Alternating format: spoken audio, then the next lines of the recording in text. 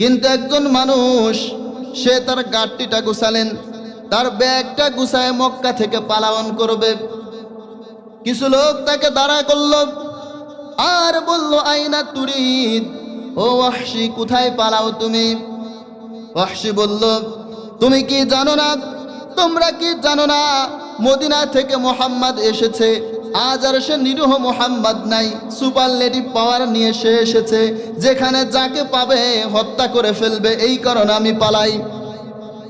লোকেরা বলল, ওয়াহশী রে, তুমি কি জানো না, আল্লাহর নবী যে মক্কায় এসেছে, মক্কায় আসার পরে সমস্ত কাফেরদেরকে এক বাক্যে সে ক্ষমা করে দিয়েছে।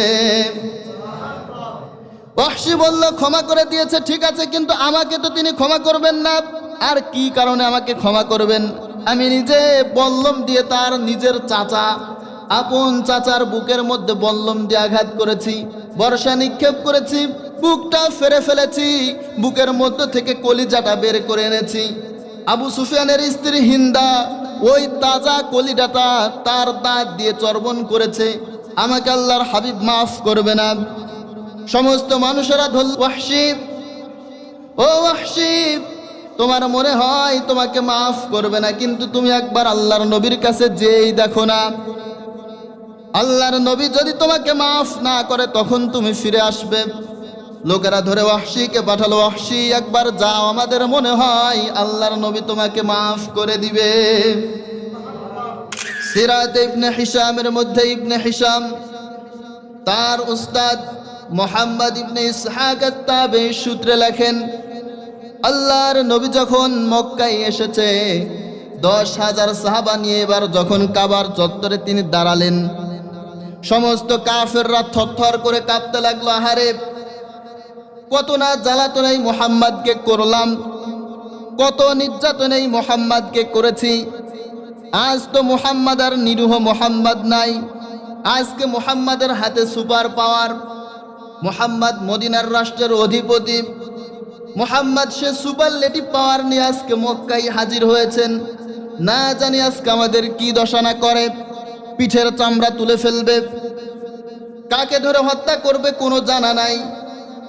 মক্কার সমস্ত কাফেররা থরথর করে কাঁপতে লাগলেন।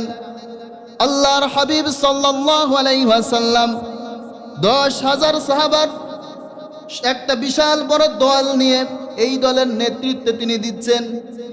মক্কার কাবার চত্বরে দাঁড়িয়ে আগত সমস্ত কাফেরদেরকে উদ্দেশ্য করে, সমস্ত কাফেররা আল্লাহর হাবিব সাল্লাল্লাহু আলাইহি ওয়াসাল্লামের সিদ্ধান্তের অপেক্ষায় ছিল।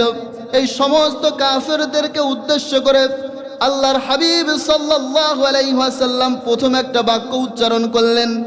আল্লাহর নবী জনাব মুহাম্মদুর রাসূলুল্লাহ সাল্লাল্লাহু আলাইহি ওয়াসাল্লাম সবাইকে উদ্দেশ্য করে বললেন, লা তাসরিবা আলাইকুমুল ইয়াউম।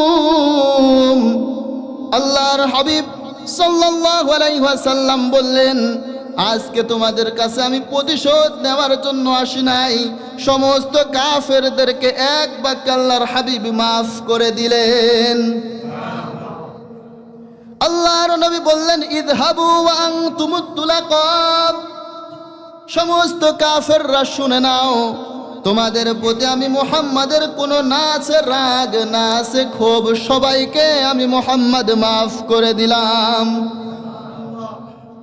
আল্লাহর হাবিব সাল্লাল্লাহু আলাইহি ওয়াসাল্লামের এমন উদারতা দেখে হাজারের উপর কাফের সাথে সাথে ওইখানে ঈমান আনলেন। মক্কার মধ্যে আনন্দের রোল পড়ে গেল। সমস্ত কাফেরকে মুহাম্মদ সাল্লাল্লাহু আলাইহি ওয়াসাল্লাম মাফ করে দিয়েছে। মক্কার বাতাসের মধ্যে আনন্দ বয়ে যায়।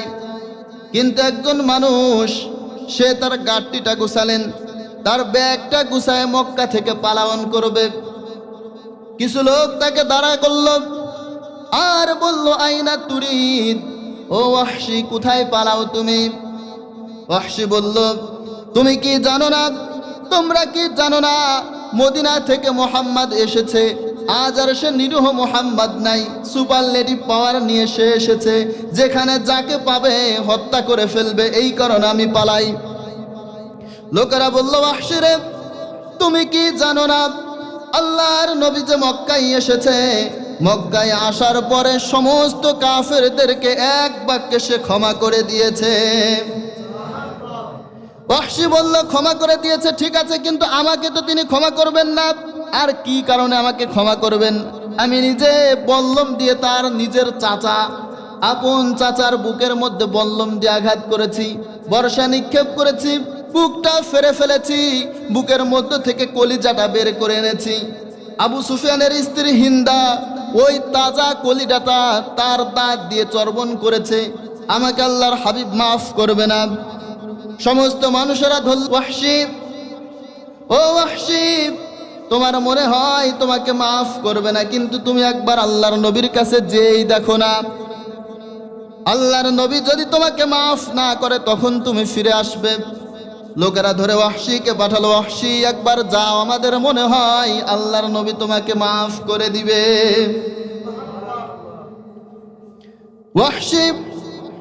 ওয়াহশীকে ধরে সমস্ত সাহাবায়ে কেরাম আল্লাহর নবীর কাছে পাঠালেন।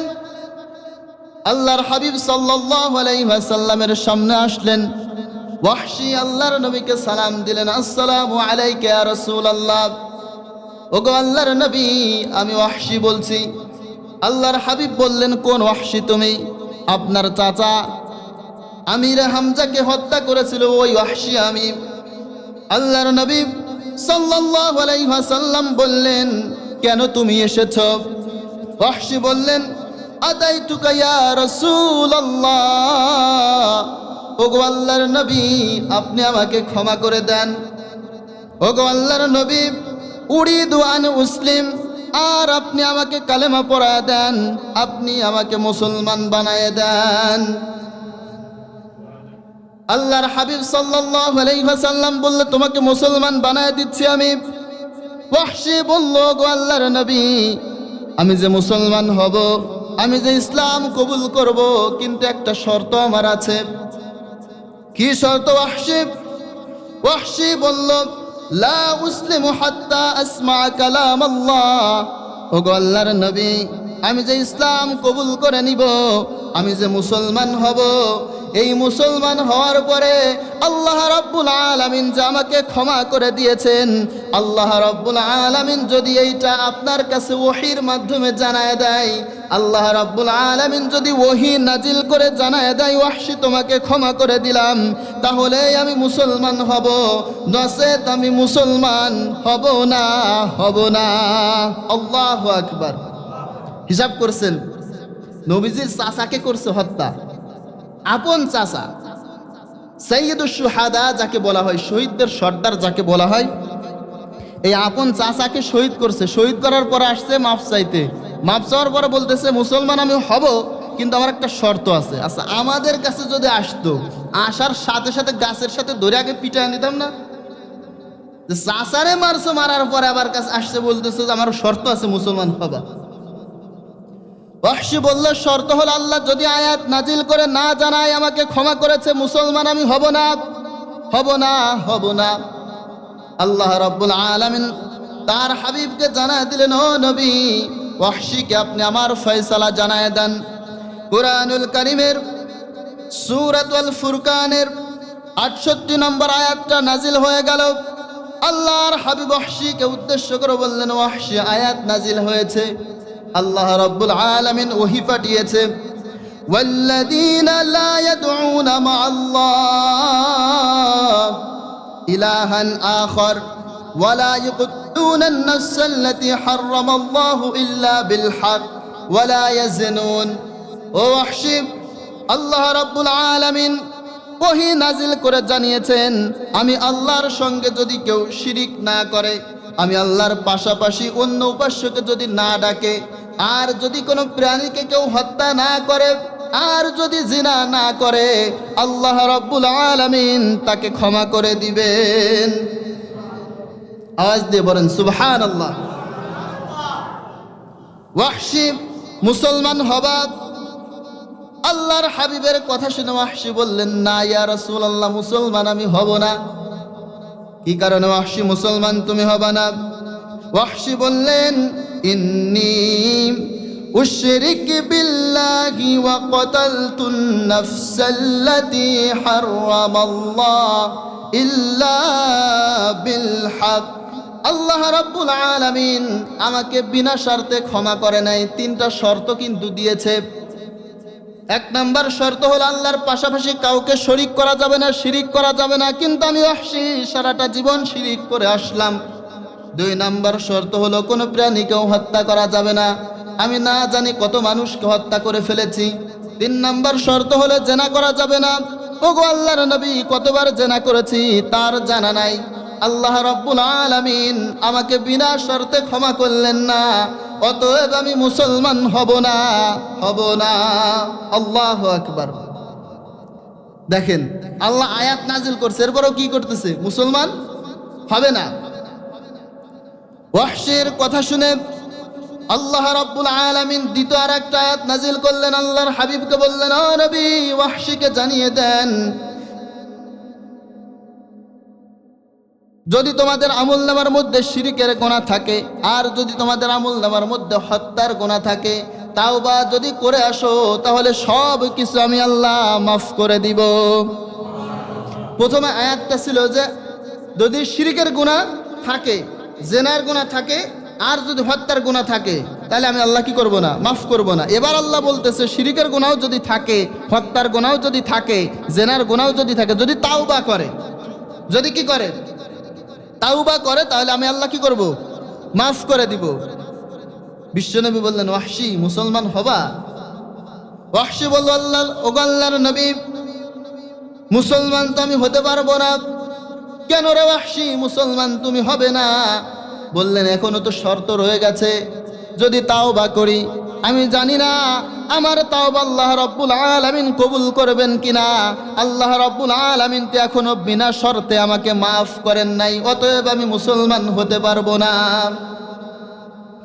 আল্লাহর হাবিব সাল্লাল্লাহু আলাইহি ওয়াসাল্লাম এবার ওয়াহশীকে উদ্দেশ্য করে বললেন, ও ওয়াহশী, আল্লাহ রাব্বুল আলামিন আরেকটা আয়াত নাজিল করেছেন, ইন্নাল্লাহা লা ইয়াগফিরু আন ইউশরাকা বিহি ওয়া ইয়াগফিরু মা দুনা যালিকা লিমান ইয়াশা।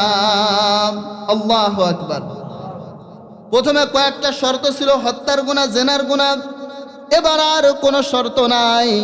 আল্লাহ রাব্বুল আলামিন বলছে, ইন্নাল্লাহা লা ইয়াগফিরু আন ইউশরাকা বিহি ওয়া ইয়াগফিরু মা দুনা যালিকা লিমান ইয়াশা। ও ওয়াহশী, আল্লাহ রাব্বুল আলামিন বলেছে, যদি তোমার আমলনামার মধ্যে শিরকের গুনাহ না থাকে, আল্লাহ রাব্বুল আলামিন তোমাকে ধুয়ে মুছে পরিপূর্ণ সাফ করে জান্নাতে প্রবেশ করাবেন। ওয়াহশী, এবার কি মুসলমান হবা? ওয়াহশী বলছে, ইয়া রাসূলুল্লাহ, এবার তো আমি মুসলমান হতে পারছি না। আল্লাহ বলতেছে, যদি শিরকের গুনাহ না থাকে, আমার আমলনামার মধ্যে তো শিরকের গুনাহ আছে, এই শিরকের গুনাহ থাকার কারণে যদি আল্লাহ আমাকে ক্ষমা না করেন, তাইলে তো আমি শেষ হয়ে যাব। ইয়া রাসূলুল্লাহ, আমি মুসলমান হতে পারছি না। আল্লাহ রাব্বুল আলামিন এবার সর্বশেষ আয়াত নাজিল করলেন, আর ওয়াহশীকে বললেন, ওয়াহশী, তোমার মাধ্যমে আমি সারা পৃথিবীর মানুষদেরকে জানালাম, ও ওয়াহশী, তোমার কারণে, তোমার মাধ্যমে সারা পৃথিবীর মানুষদেরকে আশার বাণী আমি শোনালাম, অন্ধকারের মধ্যে এক ফালি আলোর ঝলক আমি নামালাম। ও ওয়াহশী, সারাটা জীবন গুনাহ করেছো, সারাটা জীবন ভুল করেছো, কোনোদিন আমি আল্লাহর কাছে আসো নাই, কোনোদিন আমি আল্লাহর দরবারে আসো নাই। ওয়াহশী, তুমি শোনো, কুল ইয়া ইবাদিয়াল্লাযীনা আসরাফু আলা আনফুসিহিম লা তাকনাতু মির রাহমাতিল্লাহ ইন্নাল্লাহা ইয়াগফিরুয যুনুবা জামিআ ইন্নাহু হুয়াল গফুরুর রহিম। আল্লাহু আকবার। আল্লাহ রাব্বুল আলামিন বললেন, ওয়াহশী, কোনো শর্ত নাই, কোনো কমিটমেন্ট নাই, কিচ্ছু নাই। ও ওয়াহশী, সারাটা জীবন গুনাহ করেছো, এই সারা জীবন গুনাহ করার পর আমি রবের দরবারে ফিরে এসেছো। ওয়াহশী, সারা জীবনের গুনাহ মাফ করে তোমাকে ক্ষমা করে দিলাম। দেখেন, আয়াতটা নাজিল হয়েছে কিন্তু সারা পৃথিবীর মানুষদের জন্য। কুল ইয়া ইবাদিয়াল্লাযীনা আসরাফু, আল্লাহ তাআলা বলে হাবিব ওই শুধু ওয়াহশী না, আসরাফু পৃথিবীর গোটা মানব জাতির জন্য আপনি শুনায়া দেন যে আমি আল্লাহর কাছে যখন তারা ফিরে আসে, সারা জীবন পাপ করছে, সারা জীবন ভুল করছে, সারা জীবন গুনাহ করছে, কোনো কিছু মনে না রেখে আমি আল্লাহ মাফ করে দিলাম। ওয়াহশীর চেয়ে বড় গুনাহগার তো আমরা না। সারা জীবন গুনাহ করছে, কত মানুষকে হত্যা করছে। আল্লাহর হাবিব সাল্লাল্লাহু আলাইহি ওয়াসাল্লামের চাচা, আপন চাচার কলিজাটা বের করে আনছে বুকটা ফেরে। এমন ওয়াহশীকেও যদি আল্লাহ মাফ করে দেয়, তাহলে আমাদেরকে আল্লাহ মাফ করতে পারেন কি পারেন না? আশাহত হতাশা হওয়া যাবে? মুমিন কখনো হতাশ হয় না। মুমিন কখনোই নিরাশার চাদর গায়ে দেয় না, কারণ মুমিন জানে সারা জীবন ভুল করতে পারি, সারা জীবন গুনাহ করতে পারি, কিন্তু আমাদেরকে ক্ষমা করার জন্য একজন আছে। তিনি কে? আমাদের সময় অলরেডি হয়ে গেছে। আমাদের আলোচনার আজকে মূল মেসেজ হচ্ছে এই, দ্রুত সময় চলে গেছে আর কি। মূল মেসেজ হচ্ছে এই,